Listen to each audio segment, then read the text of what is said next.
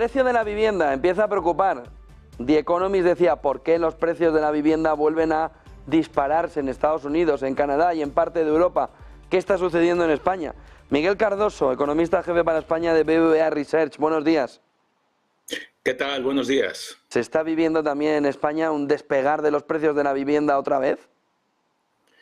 Sí, bueno, en términos nominales no han dejado de crecer. Más o menos lo que estamos viendo en promedio son avances de alrededor del 5%, pero sobre todo la falta de oferta y la inseguridad que están introduciendo todos los cambios que se han producido en la legislación, sobre todo que afectan al alquiler, muy probablemente va a ser que en un entorno donde empiecen a bajar los tipos de interés, pues esta tendencia se intensifique durante los próximos años, particularmente en los entornos urbanos donde se está creando empleo.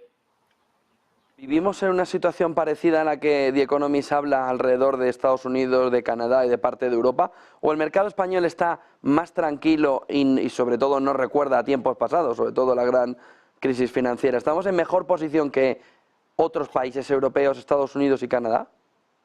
Esa es una excelente pregunta. Creo que tanto en comparación con lo que sucedió antes de 2008 como con respecto a otros países que pueden estar también viviendo este tipo de desequilibrios, en España lo que se está observando es que de hecho, lo que tenemos es una sociedad que se ha desapalancado mucho. Tanto el crédito hipotecario como el crédito a las empresas ya está por debajo de los promedios de la eurozona. Entonces tenemos unos hogares con unos balances relativamente saneados.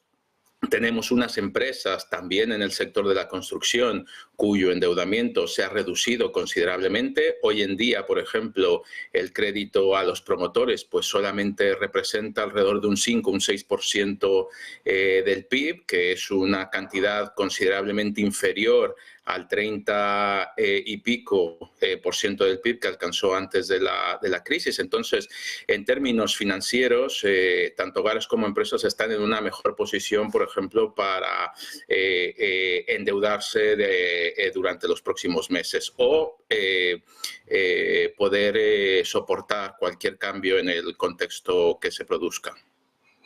Si una persona externa que no ve más allá no ve más detalles que simplemente el mercado de la vivienda y entiende mercado de la vivienda y Banco Central Europeo, dice, oiga, en unos tipos históricamente altos, ¿cómo sigue subiendo el precio de la vivienda?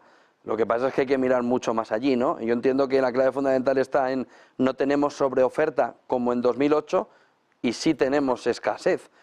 ¿Cómo puede afectar esa escasez en la salida de esos precios altos del dinero por parte del Banco Central Europeo? ¿Puede actuar de mayor impulsor todavía de los precios o el mercado va a intentar buscar más cantidad de vivienda que pueda cambiar la fotografía actual de escasez?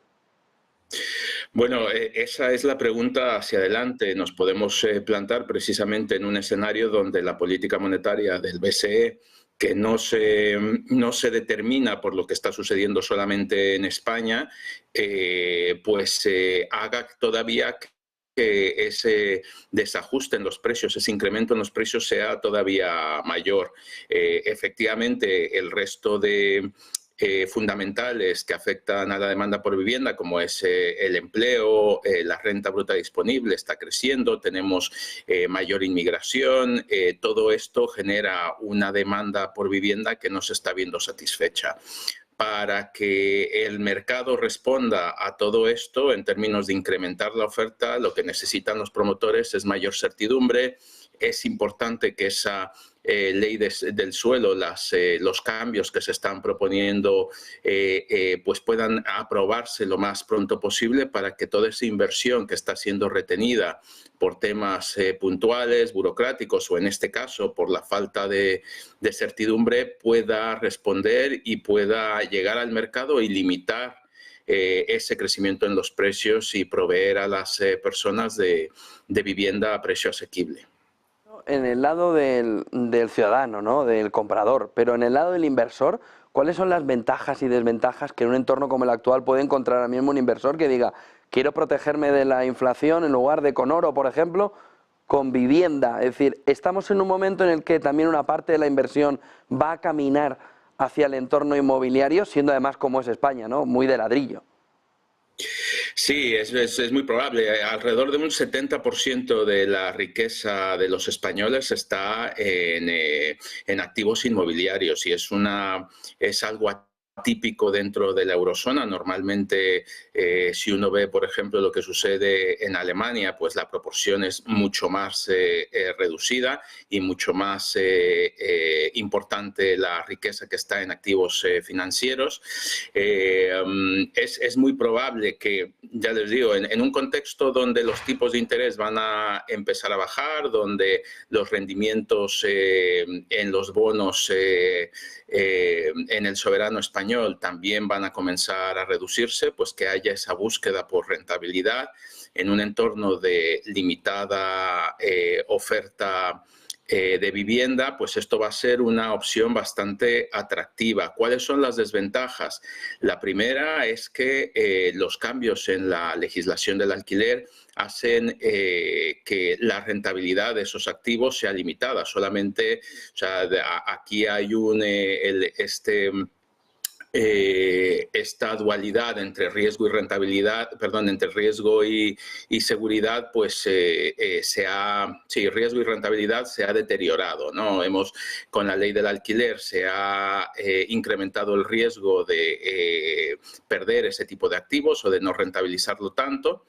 Y luego, por otro lado, lo que tenemos es que los activos inmobiliarios son altamente procíclicos, con lo cual no nos ayudan a diversificar cartera. Cuando venga una recesión, pues el precio de la vivienda va a caer y en ese sentido pues no supone una buena